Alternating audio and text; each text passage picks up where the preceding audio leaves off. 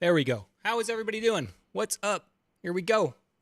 It is Monday night Fishy Hour. I am your host tonight. Brian likes to fish. Welcome to Fishy Hour. More tonight, we're going to have a guest on. You saw the thumbnail, and guess what? We got both me and Salty have been hammering the bays lately, and we got a lot to report. We're going to talk about the baits we've been using. We're going to have a little discussion. Me and Salty kind of disagree on a little of this, a little of that. We're going to discuss that tonight, so it should be a good show. Stay tuned. Let's go off first. First in chat, we got Spinning Rob Rebel. Marvin Bit, what's up, dude? First in chat. Good job, Marvin. We got Doug El Sueño Bit. What's up, Doug? First bit, too. Captain Dan, I am home. Welcome back, Captain Dan. Looking forward to seeing you on the pickle run, Captain Dan. Save the date, October 1st. I think you said you're going to be out there. Hopefully you'll be out there. You might tie a rope to your boat, Captain Dan, if I conk out midway through. Eric Lehman, Ramon Automotive Bit. My brother just took his car and dropped it off over there. I don't know if you saw it, but sitting in your lot, had it towed in. Captain Dan, it was a great epic trip. Wish I could have stayed longer at Rancho Leonero. I think Captain Dan, we need to get you on to talk about Rancho Leonero. That place sounds awesome. I think it's something that the MMFC would probably like to do in the future. So I know you and Dario have both been there and both have given it thumbs up, so it looks good to me.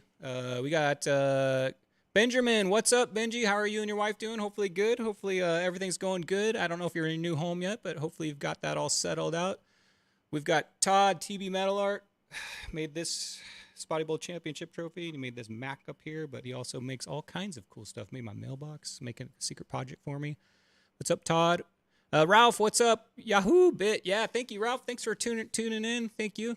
Appreciate you here. HTX Polestar, what's up, dude? You're not watching football? Sorry about your Cowboys. I hear Uncle Rico is always available, though, dude. Sorry about Prescott. Broken hand, that sucks. They still won, though. What the heck? Let's not talk about football, though. This is not the night. Brad, what's up? Brad Morton, how are you? Bit, it's all the same. Right on. Thanks for tuning in tonight.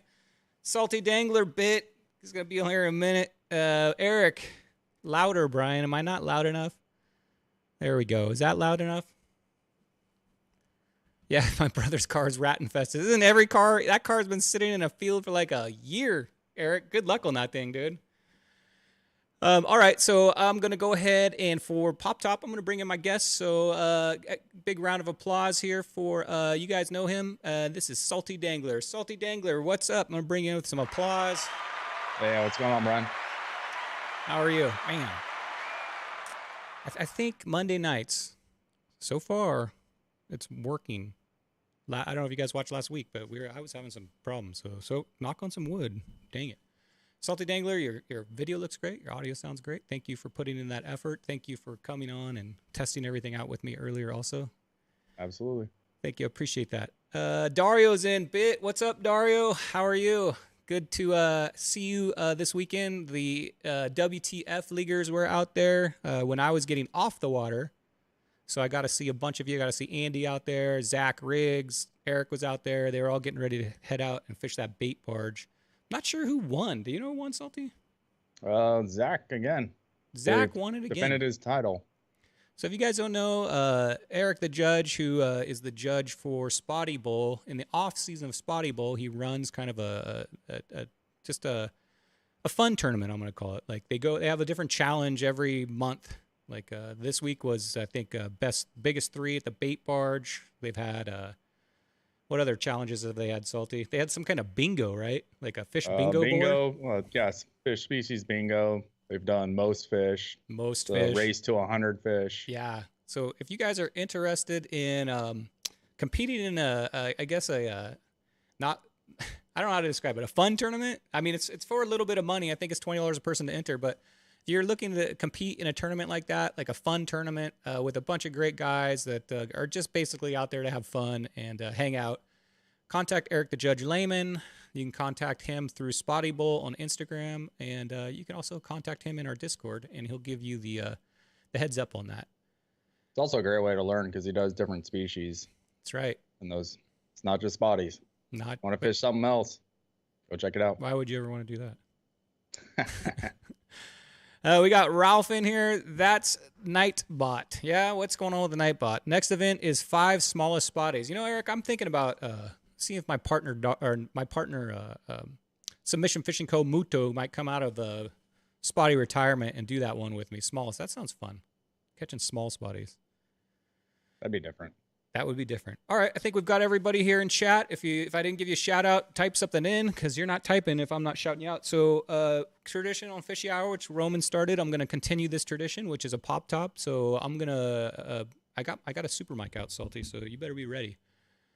Roman's been smoking me lately, so I had to bring in a second microphone just for pop top. Let's see how this thing does. So if you're new to it, I'm gonna open this pop top. Rate me on a scale of 1 to 10. 10 being the best, and see how this baby goes. That's basically using it? Performance enhancing drugs there. I don't know if that's allowed. Extra mics. Hey, I don't know. It is what it is. Let's see what it does. Maybe it'll be worse. Here we go.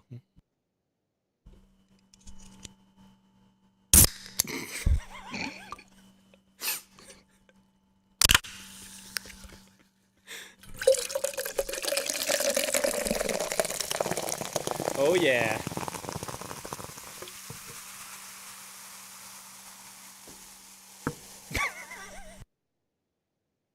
That is a gamer mic right there, dude.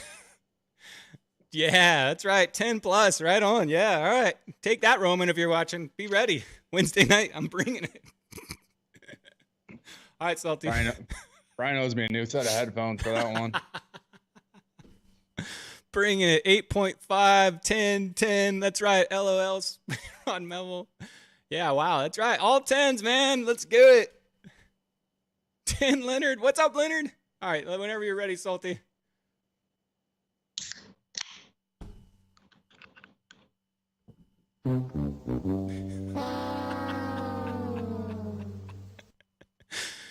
Pretty good, Salty. You might have to go invest a couple $100 in a second. Just a microphone for the pop top. I have to turn off my compressor to do that. Sorry, guys. I don't know why that amuses me so much. Salty Dangler coming in with an 8. TB Metal Arc give you the wah. I don't even get a score. They're coming in. There you go. Salty 9. Benjamin, right on. Yeah. It's pretty good. I'd say that's pretty good.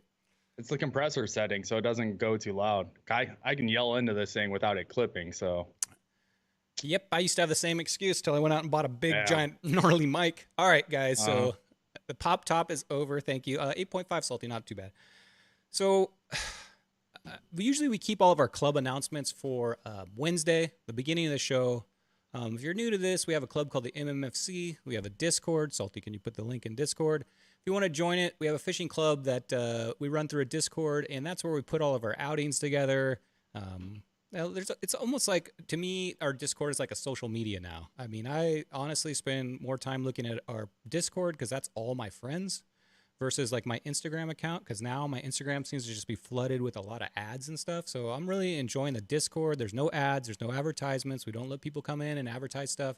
All it is us talking about basically fishing. And there's a whole section of threads of personal bests and general chats and outings here, outings in Orange County. So the Discord's awesome. If you're not part of it, click on that link. All we're asking is if you come in there, be a cool person. Don't our motto here, or I guess I don't know what you call it. What we want to do is to teach, to be cool people, invite people in, especially the new guys, and enhance their learning curve. I know, like Salty, you're not new, but what are you fishing for 3 years now? Like full time? Kayak for 2.5. Shore for a year. Do you think you would be the angler you are now if you weren't part of the MMFC? No, absolutely not. Yeah. So, I mean, I'm not saying this is like a club where there's a bunch of know-it-alls and we tell you what to do, but just being around these guys that have been fishing forever and learning little things, like the smallest things. This is the place to do it. We primarily talk about, at least me, I primarily talk about bay fishing, but we have guests on that are like Kevin, all these guests on that are offshore anglers too, and they come in and they give you this knowledge. I know the Dorado bite's been crazy lately, so we've had a lot of talk of offshore fishing. I've even gone at like almost 350 miles searching for those things, so got a little experience under my belt now. But we all have like Jeff One Cool Tunas in the chat. We've got a lot of people in here that are also members of our community that make baits and are professionals at it. So check it out. All right, that's enough with announcements. So let's get right into it, Salty. Why don't you start out? What do you fish this weekend? Right, the CCA. What is it? The Social Open, or is it what's it called? CCA Social. The Coastal Social. Coastal Social. That's the CCA fundraising event brought on by AFCO and many other great sponsors. Yeah, the CCA guys, if you're not a member of that, definitely check that out. They're basically fighting for our fishing rights. So me and Salty are both members. Most of the people in chat here are members of the CCA. We got Captain Dan, who's an active member. We got Kevin, who is an active, I'm not a member, actively on the board. Is that what you call it, Captain Dan? And Kevin is also, Arnie's also on there, and they're usually active in chat. And thank you guys for, it's all volunteer work for most of those guys. So they're volunteering their time to fight for your guys' fishing rights. So as a club, we definitely support the CCA, and I know Salty does, and I do also. As far as I know, they're the only ones fighting for our fishing rights. Yeah, especially here in California, and it's mainly all saltwater. So a lot of the stuff that we fish, everything that we fish, really. That's right. Okay, sorry to get off track there. So you fished the CCA Social, Coastal Social. Yes. Yeah, I fished the Coastal Social. Yeah. That is hard to say, isn't it? I thought it was just me. I did the CCA event this weekend on my kayak. They had 2 divisions. You can enter in boat, which had 3 men per boat, 3 persons per boat, or you could do kayak, which is what I entered. It was launch anywhere. Basically, didn't matter where you were. You could be up north, you can be down south, but it was longest 3 of any of the bass species, calico sand bass or spotties. White sea bass? No, it's not technically a bass. Gotcha. Actually, what are those? Sorry, I don't want to get you off track here. So three basses. Croakers. So longest 3 measure. First time I ever used that Tourney X app, which is actually kind of cool. A little bit pricey on the end for the tournament side, but really nice features. Has an auto cull. You can put in your fish into a live well and then choose when to submit them. And then your pictures get approved, and they let you know like, oh, your picture's been approved, or if it hasn't been approved, then you can pull another one out of your live well. It's a pretty cool app. You guys never used it, check it out. And that gives you a live feed of what's going on in the tournament, right? It does, as long as people are submitting. Gotcha. So you don't have to submit till the very end. Like you wouldn't have. Yeah, exactly. So you're in first place all the way up to the last 15 minutes. You're like, I'm winning this baby, and then next thing you know, everybody submits, and you're. At one point, my confidence got up there a little bit, but quickly got knocked back down. I'm a big person to submit, and then when I'm in a tournament, I submit as I go. I've seen too many disasters of at the waiting the last half hour, trying to find those pictures, or phone not getting service.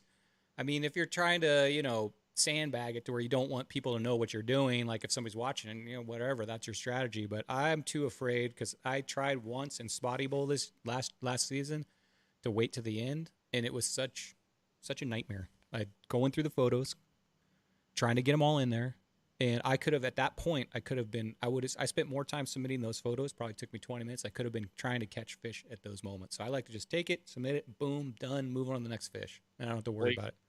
You can't just store them in your live well. Yeah. So they're on when the it's app. A measurement, though. Why would you want to do that? Just like you said, if you have people fishing around you, you want to keep your spot a little secret. You don't want people to know how you're doing just yet. Yeah, but in a kayak division, how big's your live well? You're getting a fish in that thing. Well, the live well, as in the live well on the app. You submit your picture to the live well, and gotcha. Just doesn't get posted to the board. Gotcha. So it's like it's on the app, but it just hasn't been fully submitted. I didn't know about that feature. That's actually pretty cool. So you keep it in the app live well. That's actually a good strategy. Then why not? That's what I would do. As long as it's uploaded and ready to go, and you've got your picture on there, that sounds fine to me. Live well. Yeah, well, and also because once you submit it, everyone can see it. So it's a live update. So there is a little, people out of sandbag, people you know, they'll submit smaller fish than they actually have and keep their bigger fish in the live well or this, Mm-hmm. that, or whatever. Or some people will go out and just throw everything out there, try and get in your head like, oh, I don't have a chance at this because they've already got this amount of inches. Oh, yeah. You The know, psychological game of there is tournament mind fishing. games with it, right? Yeah, but Just like that's anything else. when you're all fishing the same area, you just hold it up in the air. That's the mind game. Yeah, Just but hold it up. yeah, we had people fishing up in Long Beach. Kevin launched Long Beach and then came down. It wasn't one specific body of water. Oh, you could fish the kayak side. You could fish anywhere, even on the boats. A few of the boats ran down south to Mexico. Wow. Pulled in some really nice 3-fish bags. It was a 3-fish limit. Mm-hmm. Wasn't a 5-fisher, and I think the winner was a 16-pound bag. 16 and some change. Shoot, that's pretty good. So over like either a big old kicker fish or 3 5s plus. Dang, that's a nice bag. Yeah. Yeah. Captain Dan says, Arnie, Kevin, and I are all on the San Diego CCA board. Thanks for the mention. It's money well spent. Keep us fishing. That's right, Captain Dan. It is money well spent. So here's a question, Salty. How'd you do? Did you win it? Let's see the trophy. No. I didn't win it. I got 6th place. Hey, 6th place is good. Holy, yeah. Nice. There was a lot of heavy Wait, was there in only there. 6 people in it, though? I got 6th place. Okay. That's all that matters, right? All right. There was 17 contestants. Okay. No, that's good. Congratulations. Good job. So took 6. I did beat Kevin. Just gonna throw that out there. Oh, man. That was my claim to fame. I didn't say that, Kevin. I did. Wow. I did. He only fished till 10, but I'll take it. Hey, nice job, Salty. Hey, Eric Lehman says, Adobo is finally a champion. He's the WTF champion. Adobo, you're always a champion. Congratulations, Adobo. I'm going to give him a round of applause for that. Adobo winning the WTF heavyweight championship. Did you see what size fish it was, Salty? I think it was a 3-pound. 3-pound sand bass? 18 and a half inch 3-pounder, something like that. Oh. What is the champion? Because there's the team belts and there was another belt added. I was at the launch ramp when Eric brought these belts out, and there is I'm not 100% on the rules because I haven't participated in this tournament, but Eric has a belt specifically for the person that catches the biggest fish. And I think every tournament, if somebody beats that prior fish in weight, then they take that heavyweight belt. Am I right on that, Eric? And if you guys have seen the heavyweight belt that TB Metal Art made, this thing is, dude, it's like the old school, like Ric Flair belt, dude. It's not like my Spotty Bowl belt. My Spotty Belt's awesome, but this thing's like, I don't know, dude. Todd went all out on that belt, the heavyweight belt. So congratulations, Adobo. Hey, Adobo, you want to go out to lunch? I'll wear my belt. You wear your belt. We'll walk in, see what's going down. Let's go do it, Adobo. And yeah, Zach has a belt and Eric has a belt too. Let's go out. Let's go roller skating or something with our belts on. Nope, I'm wrong. Sorry, it's heavy fish. Sorry, Eric.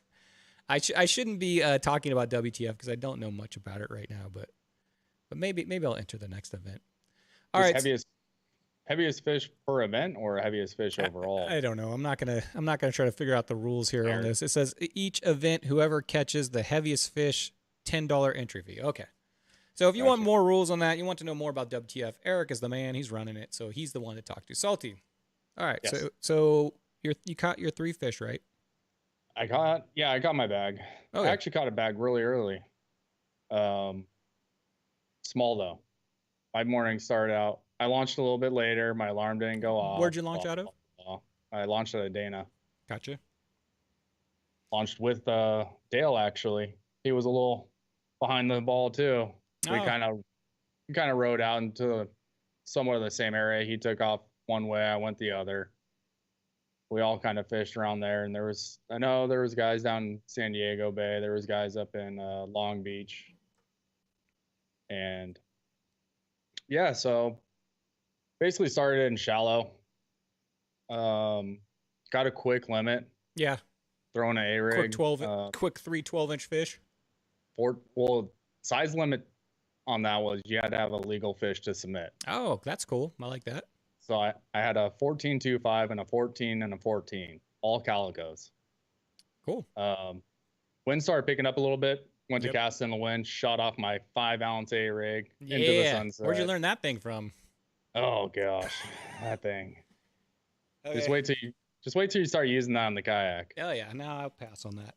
Oh, it's a workout. I would throw it for a bit and I'd have to set it down. So you're holding it up.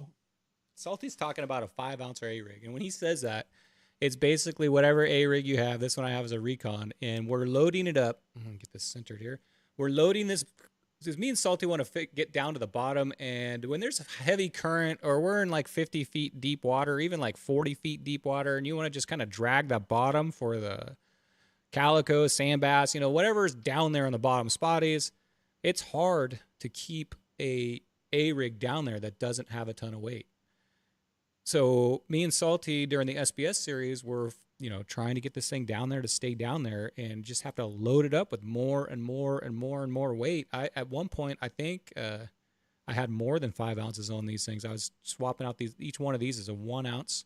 I had 2 ounces on here to just keep it on the bottom because a lot of times that's where they're at. Not always with the calico, but I think the percentages are higher if you can keep that in a lower water column. So to do that, cast it out and just wait a few minutes. How long did it take you to get your 5 ounce down there? A minute? No, it still takes a while. You would think this thing would like sink like a rock, but with all that line it's got attached to it, a little bit of the reel kind of holding it up from going down, and the current and everything, this thing actually takes probably, I'm going to say in 80 feet of water, probably a good minute. So you got to be patient and wait for it to hit the bottom. Other bad thing about doing this thing is if you grab a rock, because where we're fishing, there's structure, you've got to maneuver around because you don't want to lose this thing. Not only did you spend time building it, but these things aren't cheap, right? Nope. So it's a dangerous bait to be fishing out when it's that heavy and you're fishing out by structure. And to get it off the bottom, basically what we recommend is just go upstream from where you casted it and then pray that you can yank that baby up off the bottom. Just get that line, the exact opposite angle of what you're currently at stuck. Just go upstream as far as you can and then just give it a big tug. I fished that with the MMFC rod, our Seeker rod, our club rod. Do you really? I fished it with that and Alexa 400 only because I was fishing it with a smaller rod, and that thing is so heavy. Like throughout the day, casting that thing, it is fatiguing. It is you think, okay, a tournament's 8 hours, but if that's my primary weapon, I mean, every cast is, I think I've permanently injured my thumb from that 5 ounce A rig.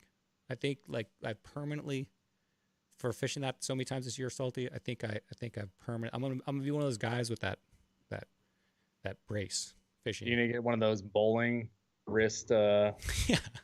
Thumb warmer, like the Al Bundy thumb warmer. I think what I might have to do if this continues to really bother me is I might have to go fish right-handed, and I could switch. Oh, don't do that. I know it's not the correct way, but if I'm in pain. Submission Fishing Co. What's up, Oos? What's up, Submission Fishing Co.? Submission Fishing Co. has his submission at sea this weekend. If you guys are going, I'm super jealous about that. You guys are gonna have a blast. Submission Fishing Co. has a event this weekend. He also has a show on YouTube on Thursday night, Submission Fishing on YouTube. Check it out. I'm sure he's going to give you all the rundown on that. A few spots opened up on that as far as at least as of last Thursday. So if you guys do want to go, hit them up and see if they're still available. We got Kevin Nakata, Fishing Reps in there. What's up, Kevin? We're just talking about the socials. You got this guy right here. This guy right here was talking a little trash. You might want to watch the replay, dude. I would never do that. I would never, ever talk trash, Salty. I didn't talk any trash. Just don't go back and watch the replay. Doug Rubin, El Sueño, what's up, man? How's the fishing going? That guy right there. I need to have you on once, Doug. You pretty much live on the water, so we got to hear what's going on. All right, Salty. So let's talk about some of our content tonight. Me and Salty Dangler fished for an entire season together in SBS. Oh, you know what? Let me give you, before I get to this, I went out fishing this weekend too. I've been neglecting my bays. I've been out cheating on her. I've been offshore. Kevin and Roman and all these guys have pressured me into leaving my bay, and I did it. I've traveled, I think, 350, 400 miles searching for fish, basically standing up all day looking for some kind of activity on the water. I did that for 4 weekends in a row. But back in the bay, I'm not saying I'm not going back out there. If I hear those wahoo come in, Salty, I got to check that off my list. So I might go out for those if they come. If I start seeing people catching wahoos, I saw that, who was it? Chuck caught one. I saw a picture of him post one, and Chuck has caught one, but I'm not sure where he got it. But if the wahoo come in, we're going, Salty. Let's go. Bucket list fish. I've never caught one. Down a lot. I've got my Dorado now. I've got my tunas. So if the Dorado come in, I'm going for that. But I've been out there. But this weekend, I got to fish with my friend, Aaron Kruger. If you guys don't know Aaron Kruger, you probably know him from Instagram. He's the dude with the big beard. Let me tell you guys, Aaron Kruger, I fish with a lot of people. And Aaron Kruger is a certified spotty slayer. That guy, he's got it down, guys. I like fishing with him because me and him fish basically, Salty, like totally polar opposite, right? Oh yeah. Like I fish a lot of big finesse. I fish a lot of finesse. A lot of different stuff than him. I'm not gonna say exactly what he fishes, but he fishes hard baits. And he loves to fish the bigger swim baits too. And it's always cool to me to see that the fish that we like to catch, Salty, which is spotted bay bass, can be caught so many different ways. You know, so many people stick with just fishing one thing. You know, I'm sponsored by Cool Baits and I fish them a lot, but I don't just fish Cool Baits because I just want to see all these different ways of catching these fish. You know, I want to try my crankbaits. I want to try my vertical fishing, Submission Fishing Co. I want to try creature baits. I want to try everything, drop shot. I mean, to me, certain times of the year, certain things are better. And I want to know if it's September, what I need to throw. And I'll tell you right now, all through Spotty Bowl, I fished a lot of the A-rig. Guess how many fish I caught on the A-rig this weekend? Zero. And I fished for like 6 hours. And I it's not like I kept it away. I didn't fish it constantly. But for some reason, dude, the A-rig wasn't working. And if that's your only weapon, like you've spent the whole year training yourself to just fish that A-rig and it's not working, then you better have like 2 other things in your quiver. I mean, it's fun fishing, whatever. You know, we're not in a tournament, but I'm saying it's a lot out there, guys. Explore. Crankbait right now. Eric, that's good. Crankbait. Yep. I love me a crankbait. There's nothing better than a crankbait hit. I mean, to me, the crankbait feels like you've earned it. I don't know why, but way I fish the crankbait is I'll get like a deep one, and I want to find a sandy area with grass and sand mixed, and I just want to just let that thing grind the bottom, dude. Just grind through that bottom, and bump, grinding. I want to keep it off the bottom, just about a foot above, if I can. That's so cool because see, like if me and you go out and we fish the exact same bait, we've got a science project going here. What's working? You're fishing probably 3 feet off the bottom. I'm freaking dragging that thing right through the sand, right through the bottom. What's working? So that's just the cool thing about fishing, guys. And if you get into the crankbait world, and we're not going to get in that tonight, but man, it is Pandora's box on bill shapes, depths, sizes, colors, hooks, you name it. Crankbaits are there's a million of them out there. Captain Dan says, Brian, wahoo tip to get any slack in your line while hooked. You lose the wahoo. Wind. I hope, Captain Dan, I get the chance at that one day. I know this discussion was, I forget whose show it was. Maybe Muto was talking about the wahoo, but somebody was talking about the wahoo, and they were even talking about like either super heavy mono as your leader or even like maybe a steel leader because they're so like kind of like a barracuda where they're so toothy, you know? Yeah, 200-pound mono or a steel leader.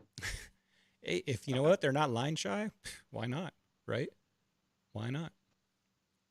I know a lot of people troll for them pretty fast speeds too, so I think it's that reaction. I could give zero advice on wahoo except for what I've seen on YouTube and etc. because I've never caught one. So I'm sure guys like Kevin and Captain Dan and Coach have probably caught a million of them. Coach says wahoo fishing is strange. They have a mouth like a pair of wire cutters almost. Yeah. Ooh. Yep. I was talking to Aaron Kruger, and we were reminiscing because me and him have been fishing forever, and he used to work on a half-day boat. I think he said he worked on a Dolphin back in the late 90s. And I told him, I said, hey, you know, before I had my own boat, I would go out on the Dolphin. We were talking, maybe he worked on it, but I was saying, don't you remember when you could be in La Jolla and hook into a barracuda that was like, I'm not kidding, Salty. They were like the size of your leg back then. Like when you caught a barracuda back in the 90s, correct me if I'm wrong, Kevin, but I think it was early 2000s, late 90s. The barracuda were huge in San Diego. They were fighters. It seemed, and I haven't seen those big barracudas in our waters lately. I mean, I'm not out there every day looking for them, but I'm not seeing pictures. I'm not hearing stories of these barracudas that were just. They were.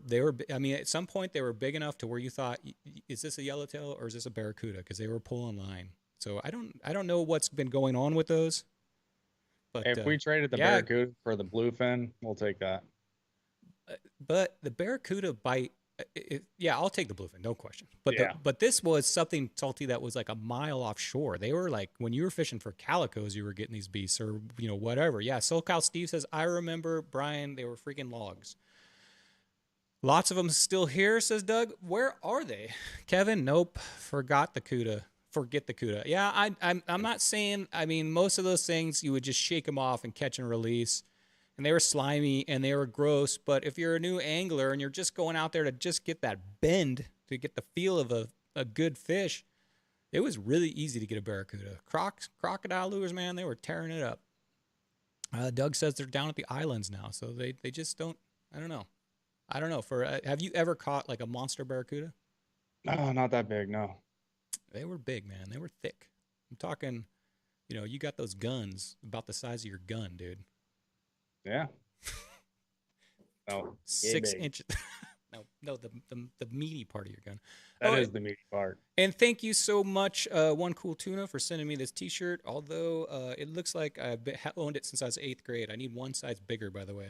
It's a little tight. I know the MMFC guys, they're New Max on the Block. They like their shirts tight, but I'm not quite in the same shape as those guys. So I need an XL. Oh, you're fine. Talking about another man's gun, yeah. We're all comfortable here, Kevin. All right, I don't know where we went on that. So let's talk about what we've been fishing. So I was getting into me and Aaron fishing in the bays, falling in love with it again. There's something to me about fishing the bay. It's like you're back at a lake. You know what I mean? It's chill fishing. This weekend I had to leave my girl Mission Bay because the boat races were there. So I fished San Diego Bay. But it's something about the bay that I love. It's just calm. I mean, I'm not searching for fish. You can go to the bay, I think, Salty. In my mind, I think, okay, I know where good spots are.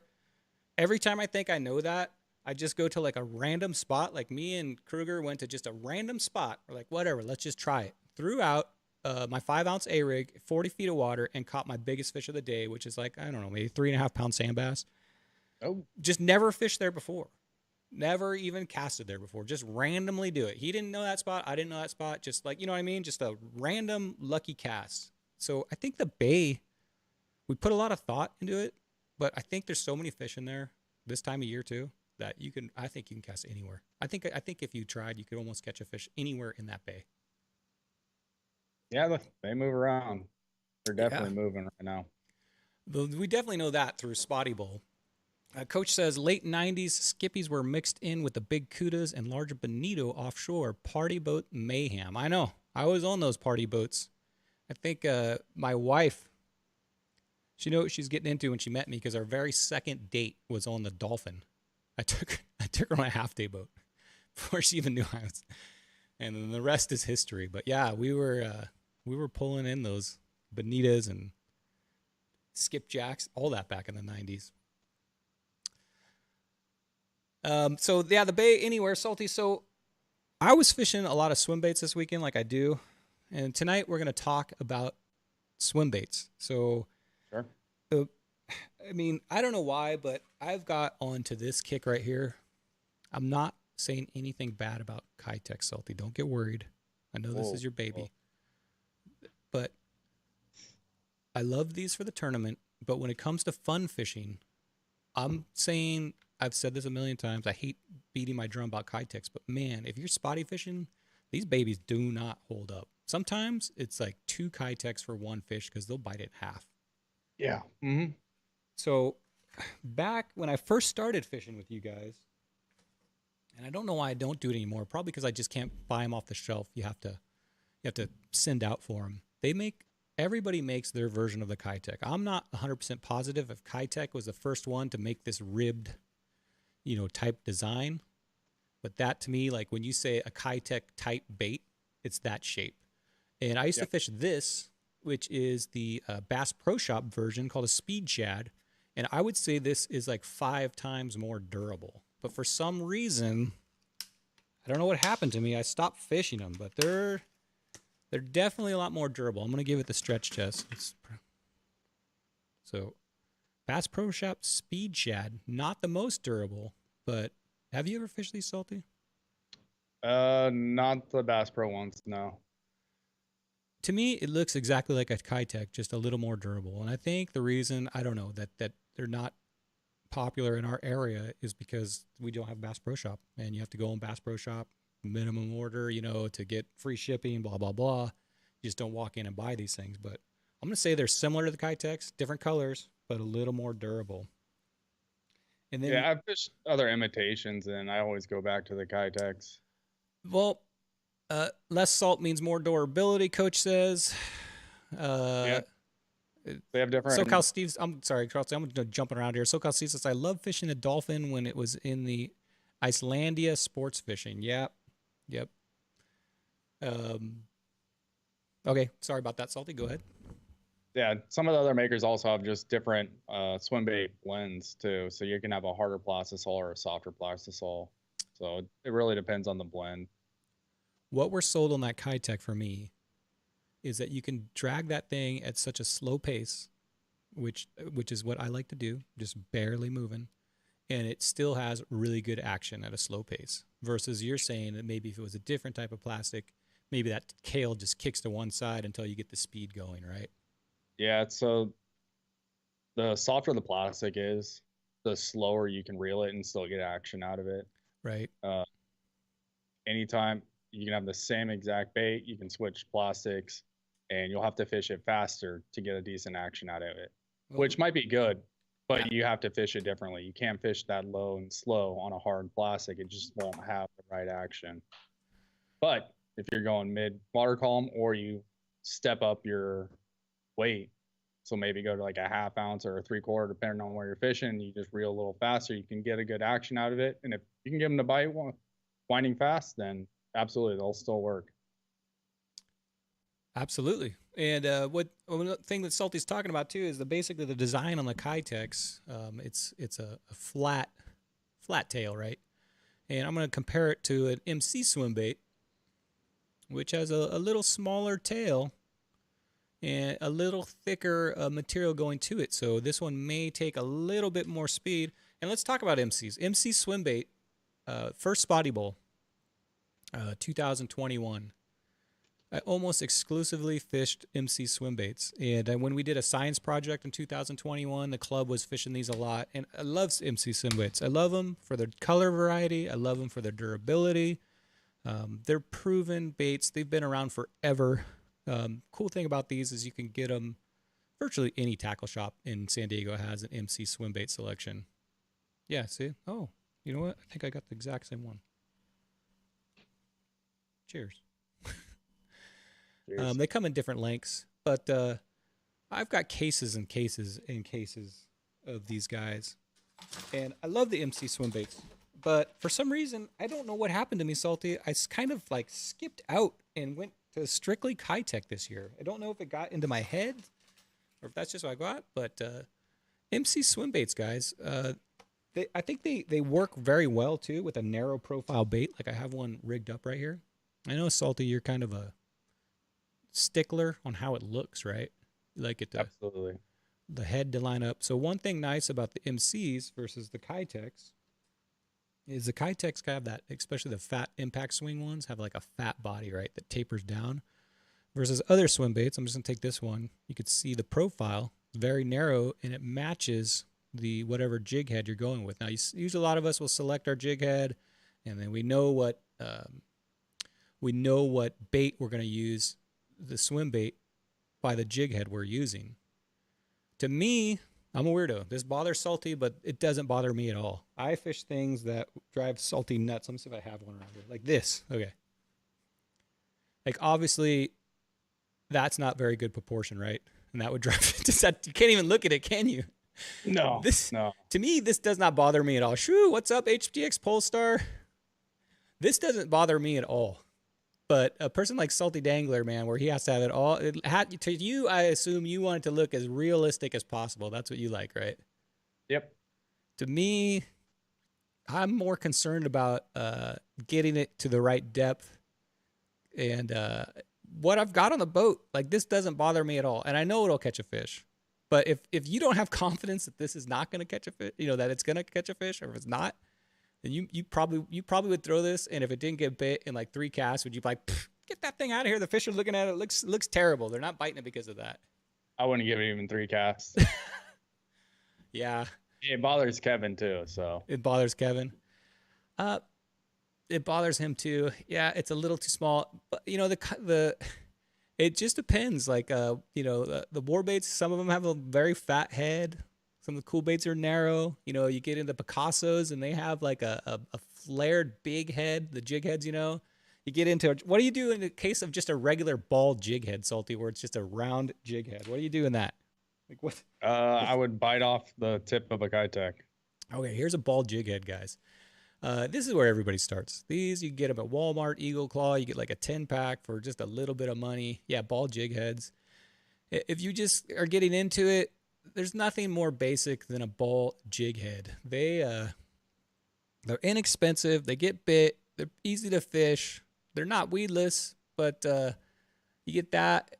For years, Salty, all I did was, are you chewing? No, I bit off the head of a Kitech. Oh. Doesn't taste good. Thought you were. That's hideous. Oh my gosh. Yeah, Kevin. That's how you rig them if you want them to look good. If you're going up against a jig head, just bite off the little nub. Yeah, well, the reason they have that tapered nub is for guys like you, so that it tapers down to the size, hopefully, of the jig head you're using. Like if you're using this, right, you wouldn't trim it. If you're using a ball jig head, because the Kitech tapers down, and then it would match this, right? It depends on the size of the head.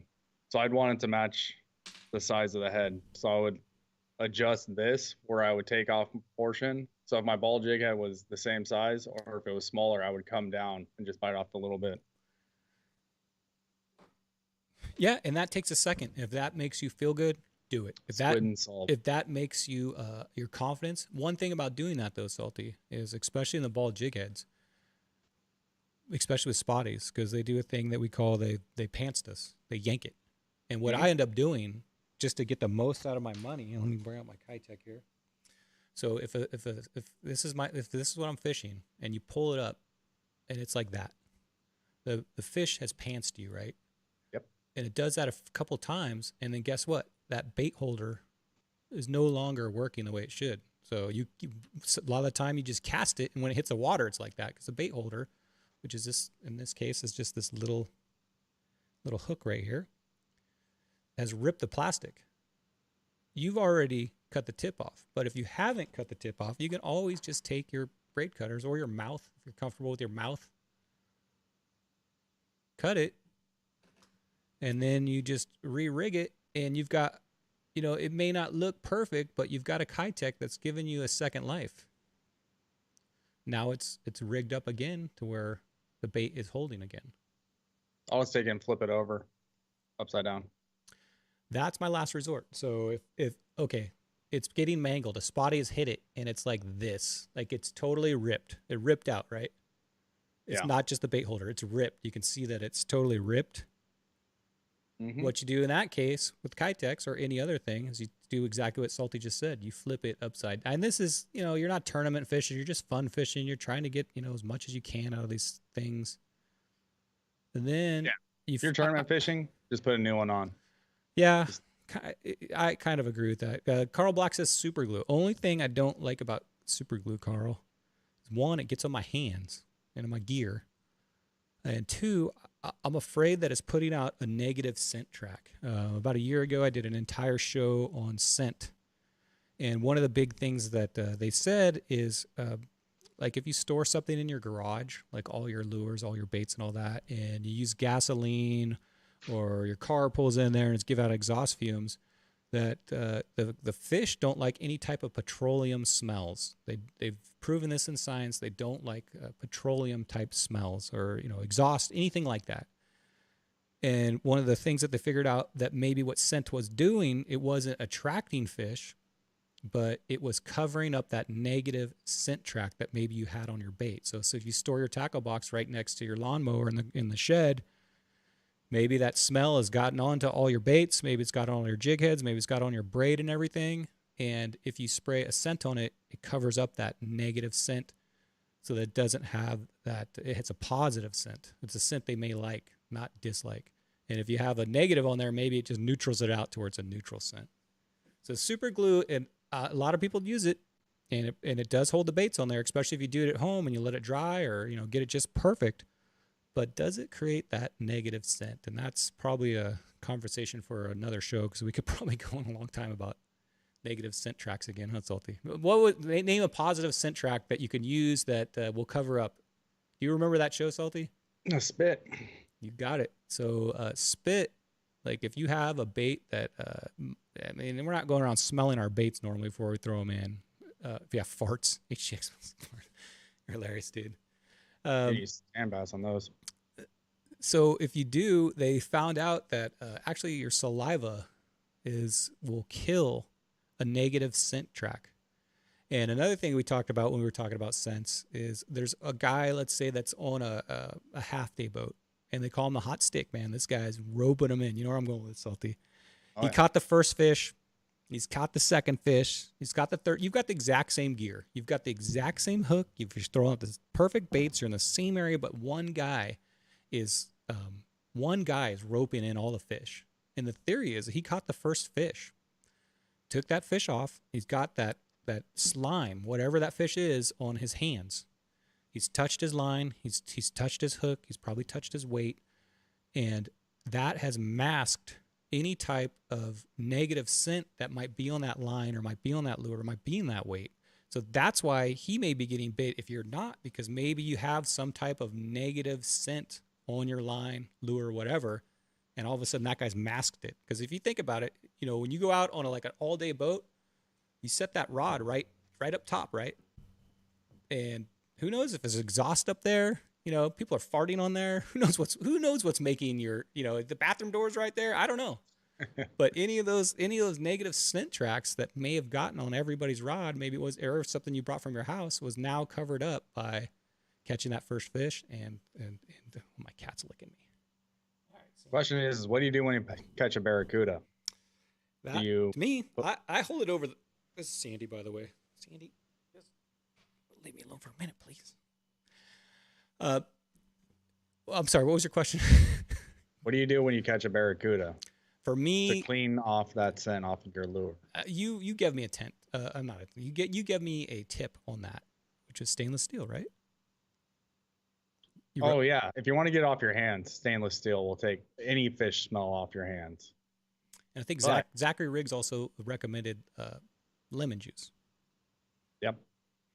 It's another one. But what about for your lure? You catch a barracuda, and now you got barracuda scent all over your lure. That is a great question, because to me, I mean, we've had this conversation in the past about this years ago, but to me, a barracuda is a predatory fish, right? Yeah. So if you get that scent on there, does that scare off? Does that scare off fish that are scared of barracudas? I would think so. I mean, they got a strong scent too. It's not like a mild. Oh yeah. Once you've got a barracuda in your boat and that thing's like super stressed, you bring a barracuda in and they release some kind of, I don't know if it's a toxin or they're just stressed and they're releasing something, but that barracuda smell is definitely like a metallic, smell. You don't want to get it on. You don't want to get it in your boat. When I catch a barracuda, I try to just hold it over the side of the boat with my cutters and just dangle it and shake it off. Sure. Just because of that smell. But that's a good, interesting question, Salty. If you catch a barracuda, does it give out a track that maybe deter other fish? How would you ever prove it? Plastic on, I'll switch out the plastic and rescent the jig head. I think if Muto was listening right now, he would say that's just an excuse why you're not catching fish. right? Nah. Like fishermen are always looking for a reason. I mean, this whole discussion really, if you talk to somebody off the street and you're telling them about negative scent track and exhaust spoons and first catch and all that, they're like, whatever, just go catch a fish. But in our fisherman's mind, we like to discuss these things, open topics. We like to, does anybody have an opinion on that? Coach says Kudu will die most of the time when caught, I think. I think it's because a lot of fish get super stressed. Like, I was talking to Kruger about this, and if you ever catch like a yellowfin croaker, they're super sensitive. You know what I mean? You to catch and release those. We're used to spotties. Spotties, you could punch them in the face. They're tough. There's a lot of fish out there that are really sensitive, like the Corvina. You really want to watch how you handle them. Wet your hands, get them back in the water really quick. There's some fish are super sensitive, and that's another one that you've got to. And you only learn this by over time. Sheephead. To me, sheephead. I'm new to the sheepheads. I've just been started catching those lately, and I learned with Leonard last year on the pickle run that you when you catch a sheephead, if you're planning on releasing it, you're not planning on keeping them all. Once you get that bite, you've got to wheel that thing in nice and slow because they just die. They'll just come up bloated. Their guts are hanging out the bottom of them. You have to learn. And then other fish, like I said, the croaker, the corvinas, same thing. You got to be very sensitive with those. And releasing. I was talking to Kruger, and he said he caught a spotty, and was shore pounding, and he threw it like he thought it made it in the water, but I guess it got in a hole in the rocks, and he was fishing for about 10 minutes. Looked down and saw the thing still kicking and was able to get it and throw it in the water, and the thing swam away perfectly. I'm just saying that is how hardy those. Please, guys, take care of my favorite fish. Treat them like a baby. Take them off nicely and put them in and say thank you. Don't do any of that. But I'm just saying we get used to these spotties being so hardy. You know what I mean? We're taking pictures, we're measuring them. But yeah, certain fish, they don't work. Yeah. Carl Black says sewer blast. I hope, Carl Black, you're not talking about my spotted bay bass because I'm going to have to ban you for life. Bam. No, he would never say that. Carl Black, you're a great guy. Benjamin Moore says, mask the smell with some kind of smelly jelly. Yeah, Benjamin, if you were to go back, a year and a half into Fishy Hour, Roman's currently working on our catalog right now. We did an entire hour on scents and how we think they work, how they, it's different types of scent, different brands. We did a whole show on that. We might look at that subject again because it was pretty popular. I think that show did. People enjoyed watching that. But yeah, that's what I'm saying. If you have a negative scent track, if you do have a negative smell on it that you think, I think just that scent may not be attracting them. I have a theory that it's just covering up the negative scent. Coach Worf says the sheep we have here are wrasses. Oscar. Okay, so Oscar's talking about something else. Him and Coach have a conversation going. Yeah, he was asking if we had hardheads or gaff tops out here, which two fish I've never heard of. My dad's guaranteed has the best scent figured out. It's crazy. It's a family scent. Okay? Type the recipe in chat. And that's Kevin talking, by the way. Yeah. The real question is what does everyone in chat use as far as swim baits go? Oh, yeah. So get me back on track. So many different options. Oh, let me guess on that. That's a Z-Man diesel. That is a Z-Man minnow, diesel minnow. Yeah. Diesel just being the size because you can get the smaller version, which are just the minnows. This bait, in theory, should work great. And I know there's quite a few people that use these. I know lots of people use those. I, however, have used these so many times. I think I've caught one fish. There's just something to it that I don't get. Well, I'm going to prove you wrong right now because I saw somebody this weekend. I'm not going to say who, but the person I fished with this weekend fished a lot. And I'm going to say he caught 10 fish. Yeah. This weekend. That's what I'm saying. I've seen people catch fish on these. Yeah. For me, there's some I'm missing on these. Yeah. Is it that, or were you just in a spot where there were no fish and you gave up? No, I've given them multiple chances. Because Z-Man, they come pre-scented, right? If you guys don't know about Z-Man, they have it's not Duralastic, that's a Savage Gear. They have a specific name for their rubber. And Z-Man are famous for their Ned rigs, which Roman fishes, and a few of the other guys. But they do make a swim bait, and it's in theory, it's like the perfect spotty swim bait because they're not going to tear that thing up. They can grab it, they can hold on to it. I mean, it's very rare. You know, one package will probably last you an entire day. But Z-Man, that's what they're known for, is this stretchability. You can stretch them out forever, like the. You know why they last? Because they don't get bit. Salty. We're not here to disparage any products, just so you know. There's No, somebody watching this right now that's like, yeah. That's all I fish, and that's the best swim bait that I ever use. I'm going that. They come pre-scented. Main thing you got to worry about those though. Don't take your MC and Kitex and put them in a package. When you buy a Z-Man, always put them right back in the package they came in. Don't store them in any containers or anything like that because those things will melt and they'll make a mess. Fishing with Q, what's up? Kitex is worth the money. I think I'm going to agree. I mean, I know I give Kitex always a hard time about, you know, not lasting one fish, but man, I mean, I'm going to say that's probably one of the most popular swim baits out there, Salty. That it's I know it's the standard. In our club, I would say so. No, I don't know. Outside our club, in the largemouth community, I think the MCs have them beat as far as popularity goes. MCs. Yeah. I know when I first started, it was Big Hammers.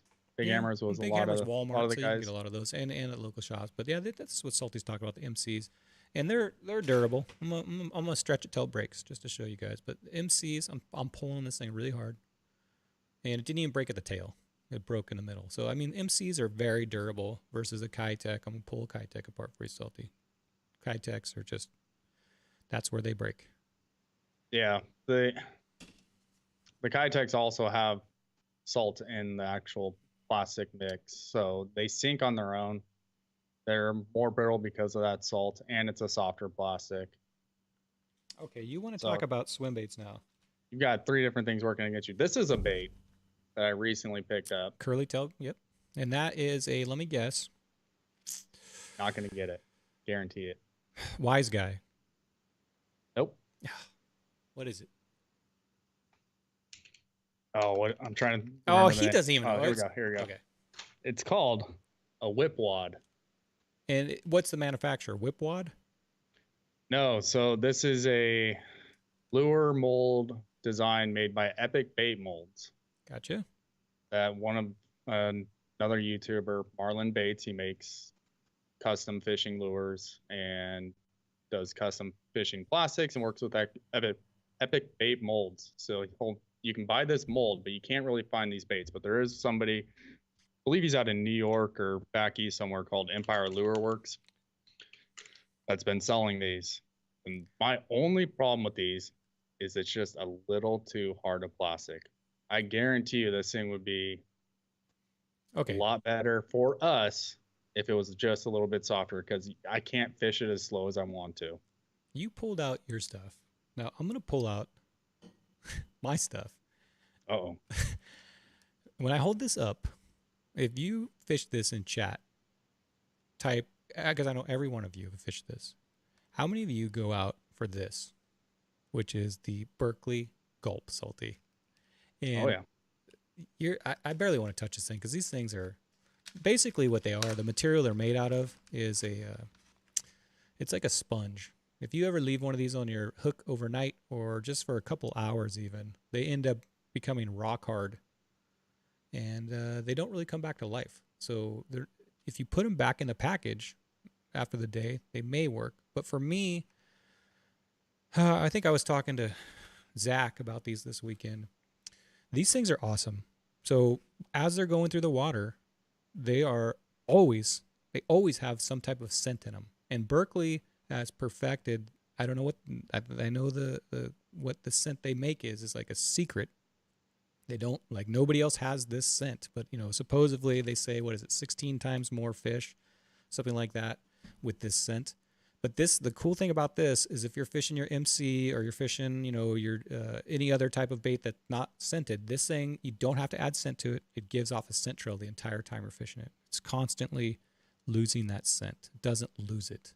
How would you describe that scent for people that haven't smelt it? It smells a little vinegary. Once you've smelt it, you definitely dealt it. You know it. Once you smell it, you know that scent, but it's vinegary to me. It's just, it smells like gulp. I don't know how else to describe it. 50% gulp here. I haven't fished a gulp bait in a while. Yeah, Leonard, I know you used to. I mean, the gulp baits aren't just like this. They make them in all colors. Like here's the classic for me, like the classic curly tail 3-inch, just the little guy. That thing will get spotties all day. And they have ones that are like this is the 3-inch shrimp. I know you used to fish this, didn't you, Salty? I fished a shrimp 2 weeks ago. Gulp shrimp. Gulp shrimp, man, on the drop shot. Mm-hmm. Dang quesadilla, that thing. If you're struggling a day and you gotta slow it down, like winter time, I'm gonna say like January, you know that month, right, Salty, where they're like won't bite. Oh, yeah. And you basically have to put something in front of their face and jiggle it. The sandworm or the Berkeley shrimp on a drop shot is like probably the best wintertime drop shot bait that I know of. So I've been taking my son out fishing a lot recently from shore, and I've been setting him up on a drop shot, and it usually has a sandworm, a really small Kitech, and or one of the gulp shrimps. Oops. It's just a great bait. Yeah, really and I think it's because of that secret scent. It's always got scent on it, and the material they use, especially on the curly tail, is so soft that I think even if it's just sitting there, you're not even moving it, you got your ball jig head attached to it, that the current will make that thing even, just the current alone, not even reeling it, will make a Berkeley gulp have some action. Yeah, they're pretty durable too. If I'm going to take out, okay, so like I took my mother-in-law out. She's a senior citizen, right? Took her over to Dink Beach over by Coronado Bridge. We know there's a ton of small fish there. If you put on a Berkeley gulp, chartreuse or nuclear chicken or camo, whatever color you like, you're talking a fun day there, because you're not going to get a legal spotty over there. But if you want somebody to just catch 10 fish in a day, I'm going to recommend. That's my recommend. I've always said, break in case of an emergency, the Berkeley gulp out. And you know the thing about, we're going off on the Berkeley gulp, but it's a popular product. If I'm in a tournament, WTF tournament, and it's biggest fish, it doesn't matter what it is, right? Heaviest fish, I'm going to say. Heaviest fish. I'm taking that Berkeley shrimp, and I'm going to drop shot that thing down, because I've seen Leonard catch a smoothhound shark on a Berkeley gulp. I've caught stingrays on Berkeley gulps, because like Kevin said in chat, it's the closest thing I think to cut bait. And if you're in a tournament, they don't allow cut bait, right? They don't allow any kind of squid. That's obviously the go-to. If you're not in a tournament, you want to catch a stingray, you go get squid, you cut it up, put it on a hook, bam, you got a stingray. They're all over. But if you're in a tournament and you're going for the heaviest fish and you can't use cut bait, put one of those shrimps on there, put a 1-ounce sinker, just dropper loop, set that thing on the bottom, and just wait. Drop, just dead stick, set it, forget it, sit back in your chair, and those things will bite that. Me and Leonard were fishing for sheephead, and I think we either ran out of shrimp or we were just trying to see if the Berkeley gulps would work. And we were fishing for sheepheads, the little sandworm ones, looks like put that on there, bam, it was working just as good as the shrimp almost. They were nailing that Berkeley gulp. I've taken those sandworms on half-day trips on the boat, gotten all kinds of different rockfish on that. And it's small too, so you can get the whitefish, you can get bigger rockfish, sheephead. They're good as close to cut bait as you can get. Okay, we're at 8 o'clock, Salty, so we're gonna spend 5 more minutes about this just because we're getting late. I know this conversation to me is interesting, but okay. My one of the last things about swim baits, you can buy swim baits that already come with a hook, pre-rigged. So when you go out and you shop for, I just saw these. They look killer. This is, to me, it looks like almost like a what am I looking for? Dark sleeper. Almost looks like a dark sleeper. But the difference between this and a dark sleeper is it's got a little, this is a Berkeley product, power bait. So it's got that power bait scent on it, right? And they claim 18 times more fish because of that scent. But to me, this looks like a dark sleeper. It's got a weed guard on it. Looks like it's going to bit like crazy. Haven't tried this yet. The only downfall I have to this, Salty, if spotty fishing, is this is almost a $4 bait, by the way. Ooh. So fishing spotties with this type pre-rigged. It looks killer in the store. It looks awesome. But if you get this out there in your first cast and that tail's gone, guess what? Yeah. It's not like a jig head where you can just take it off, put another Kitech or MC or whatever on there. But look at this thing. Would you fish this? I would give it a shot. It was in the clearance bin. East County Bait and Tackle had these in the clearance bin. I was like, heck yeah, I'm going to try that thing. So what's the weight on it? I think it's a half ounce. So 15 feet, 20 feet maybe. Yeah. It looks awesome. And it's got the Berkeley scent. So I'll fish this weekend from the kayak guys, and I'll let you know how it goes. But I think it's going to go good unless the spotties just short strike it and it's done and one and done. You know what I mean? Then I've wasted $4 a bait. I didn't pay $4 a bait. But okay, last swim bait we're going to talk about. Yeah, I'm sorry, 2 more swim baits. First spotty bowl. Eric Lehman asked me, he's like, hey, what's a good swim bait to fish? And for some reason, I kind of go, I don't know. I'm always rotating. I went MC, Kitech. I just keep rotating. But I want to give props to this one, which is Divine 6 cents. I know you've fished these before, right? Yeah, I'm right here. Same color. So me and Salty think a lot alike. We fish a lot together. But I want to give this company a props because they put out a really nice product.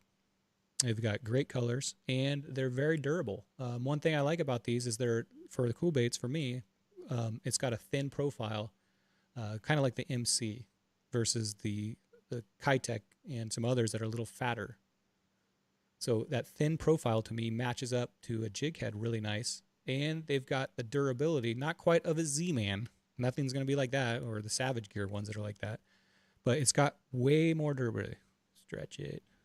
There's not much stretch, but it does hold up. It does hold up. I'm going to say it's 10 times more durable than a Kitech. And another thing that's good about these is the material they use. It feels kind of dense. It's not really super soft.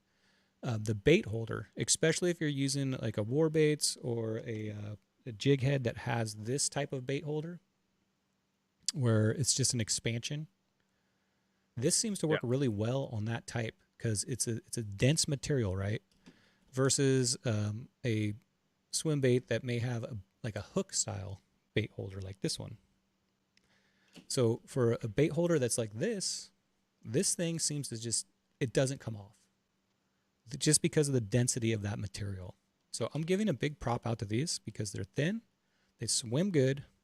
Pretty much won me the first spotty bowl. This is one of the baits. I use this constantly.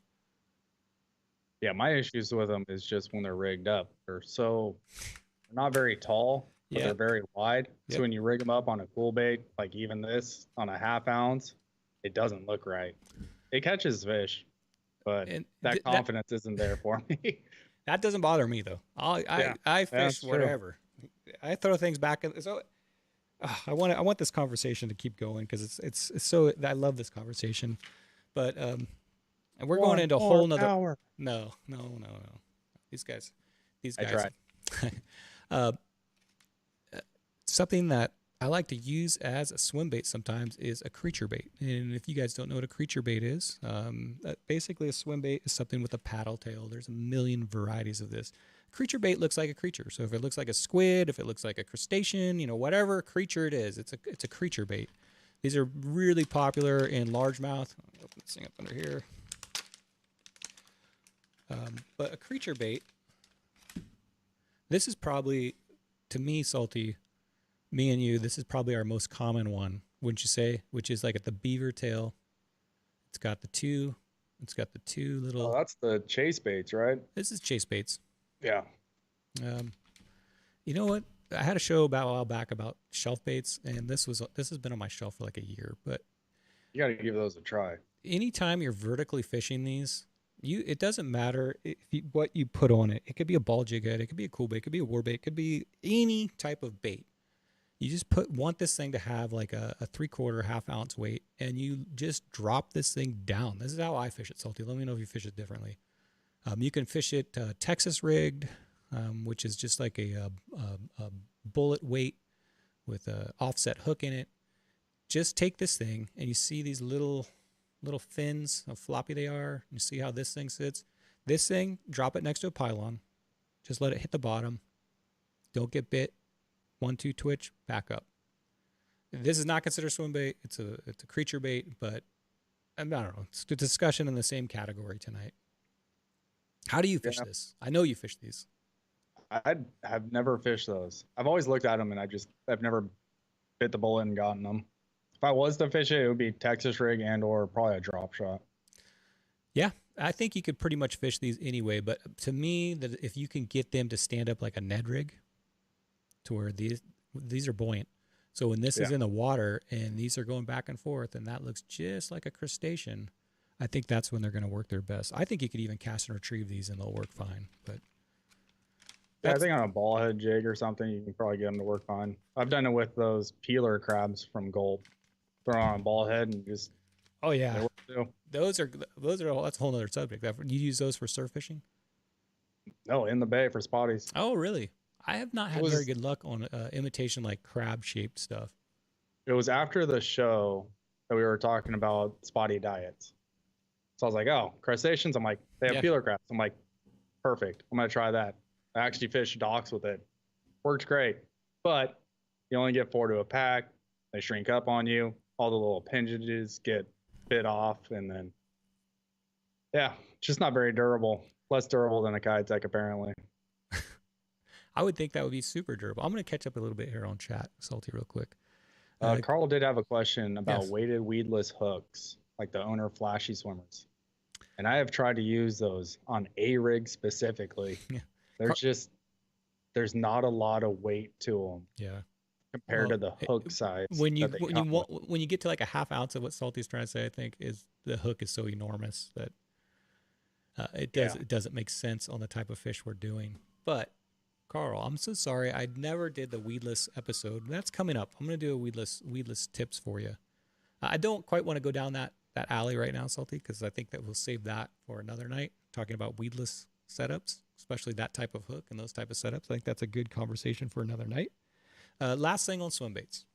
This is the last thing today. At what point, Salty, do you change out a swim bait? I'm going to take my A-rig here that I used this weekend.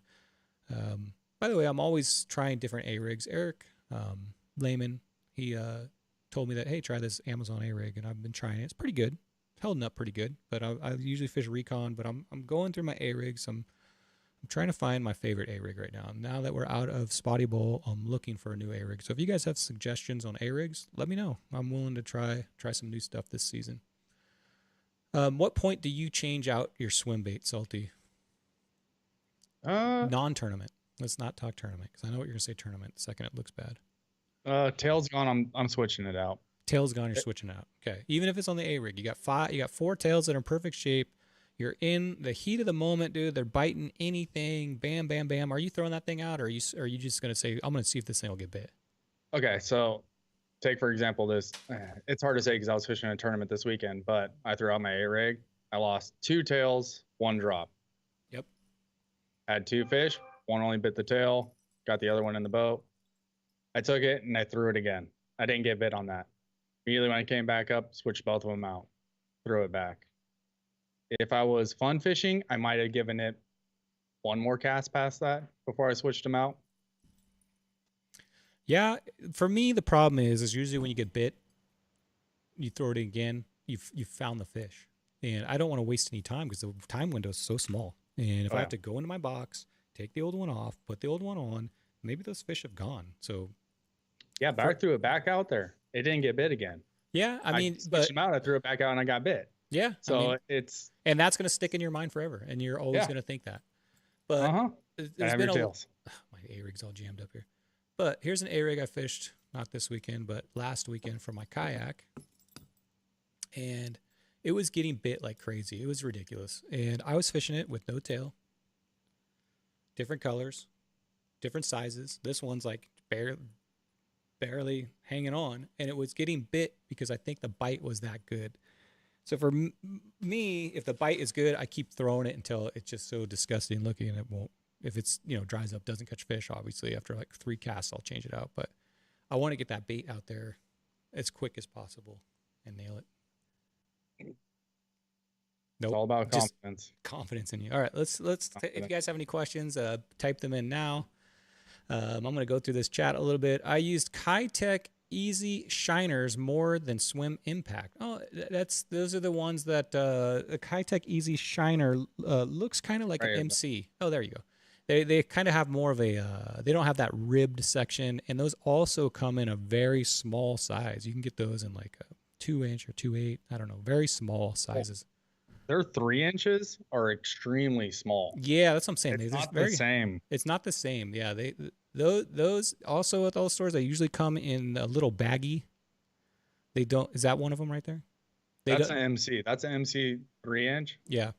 The 3 inch easy shiners though, because of the profile of them, they just the tail's smaller. Everything about them's a lot smaller. I'll drop shot those. Those for me, Leonard. If I'm largemouth fishing and it's spawning season and they're pushing the shad up on shore, like if you fish largemouth, you know what I'm talking about. The largemouth will push the shad all the way up to the beach, and you see these little shad jumping everywhere. And I'll take that exact bait, and it doesn't matter what it's tied on, and bam, you'll get bit because they mimic those shiners really good, and they catch spotties. Yeah, they're good. Let's see what else we got here. Carl Black says, "Heck yeah, I love a creature bait, Z-Man." Yep, creature baits are good. There's guys, I think like yeah, I probably shouldn't give anybody's secrets, but I think very many people that participated in Spotty Bowl that did well were good at creature bait fishing.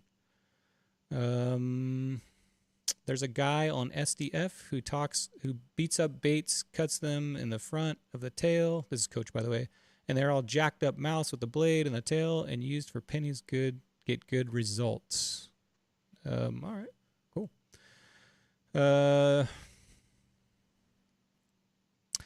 Richie Rich says, try the Warbaits A-Rig. Yeah, maybe I will. I'll check it out. I have not tried that one yet. I'm definitely looking for different A-Rigs. Mission Beach is an interesting place. Yes, Coach, Mission Beach is an interesting place. Brian, Chicken Lips says, Brian, there is a Damiki air craw that has air in the appendages. Cool. Might be good to stand up like a shaky head. Yeah, anytime you can get a lot of buoyancy in your finesse fishing. So if you were to take that, just drop it on the bottom and with your lightweight setup and just twitch it and use the current. If you're fishing from a kayak, just let it fish it like a Ned rig almost. But anytime you can get any of that movement, those appendages, like Salty was saying, we talked about the Spotty's diet on a show maybe a year ago. Yeah. And you think what they're eating is fish, but that was only like 5 or 10% of their diet. They're mainly just a scavenger. They're eating the clams, they're eating the crabs, whatever they can find in the rocks. They're more of a scavenger than they are chasing down. I think it's because of the energy they use to chase down a live fish versus a crab that's just sitting in the rocks. It's okay, not to go too far off here. Oh my god! But that study, okay. How long does it take to break down a shell, like a clamshell, a razor clamshell, compared to a fin fish? Yeah, I mean, the fin fish breaks down immediately. That thing's gone after an hour. Well, those shells probably stick around. So how much is that is just them the time it takes to break down a shell? I'm assuming I'm not a biologist, but I read the entire thing. I'm assuming a spotty eats and digests what it wants, right? And then discards out of, vomits up that thick shell, or does it totally have the stomach to where it can, process that shell and everything? And if so, yeah, you would think that would take forever. But in my mind, I wish I had somebody that knew more about this digestive system of these fish. But in my mind, they digest what they want and then discard the rest. Like an owl? Yeah, like an owl. I thought it was just they just broke it down. I don't know. We've got to get somebody from the Scripps Institute to tell us that, but I don't know. All right, guys, let's see. I think we are definitely past 8 o'clock. Any last words or any advice, Salty, on what you've gone? By the way, Salty, thank you very much for being on. But any last words? Nope. We got nothing for you. Man, Get out there and fish. Words. Fishing's good. If you guys, baits are good right now. Fishing's good. Go out, fish something new. Doesn't matter if you fish out to sea, inshore, La Jolla, Mission Bay, San Diego Bay, Newport, wherever you're at, fishing's good right now. Take advantage of it. If you guys don't know who this is, it's Salty Dangler. He's got a new YouTube channel called Salty Dangler, and he's also at Salty Dangler _. Is it just Salty Dangler on Instagram? It's Salty _Dangler on Instagram. Salty Dangler, thank you so much for coming on tonight. I always love talking fishing with you because me and you think very alike. So I'm going to send you out with a round of applause. Thank you very much, Salty. We'll have you on again soon. Thanks.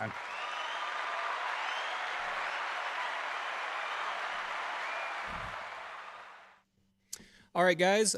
Thank you for tuning in Monday night. Good news for you guys. Kind of bad news for me, but this will be probably my last Monday night show because Roman, guess what? It's coming back to Monday. I filled the big seat for a little bit, tried to do my best, but Roman is coming back. He's going to be doing fishing reports on Monday. I will always be on Wednesday night. I'll be on this Wednesday night. Don't forget to tune in Wednesday night, 7 p.m. Bay Fishing with Roman and Brian. We're going to be talking about our VHF radios. He's got the 870 model. I even forgot the name of it. And I've got the 890, the newer model. We're going to be talking about how to set those up, how they work. And, you know, we really want to get into that because we got the pickle run coming up. If you got one of those, that may be one of the ways we're going to be communicating to each other. So tune in that. Oh, I'm choking here. I got to get the closing music here. So shout out to One Cool Tuna. Jeff, what's up, dude? Got your t-shirt on. Think I need a little bigger size to put on some weight here. Carl Black, Iron Fish, what's up? Thank you, Iron Fish. Leonard, what's up, Bay Creeper? How are you, Chicken Lips? Thank you. Captain Dan, definitely want to have you on this show. Oh, man, my song's cutting out. Well, I'm just going to keep going. Richie Rich, thanks for showing up. Coach, always a pleasure to have you. We'll get you right back on the show. Coach is full of knowledge. Fishing Reps, Kevin, thank you so much. Sea Samurai on... No, it's Fishing Reps _ on Instagram, and I think it's also Fishing Reps now. It's just Fishing Reps. He's cornered the market on that name. Check him out on Instagram. If you have a bait or something that you want to rep, there's nobody better than Kevin. Check out Fishing Reps. Ralph, thanks for coming on. Fishing with Q, Benjamin, Coach Wharf. I already said Coach Wharf. And anybody else in chat, if I didn't get you, I'm sorry. But I will see you Wednesday night. In the meantime, I'll be thinking about snagging grass, catching bass. I'll see you guys in a couple days.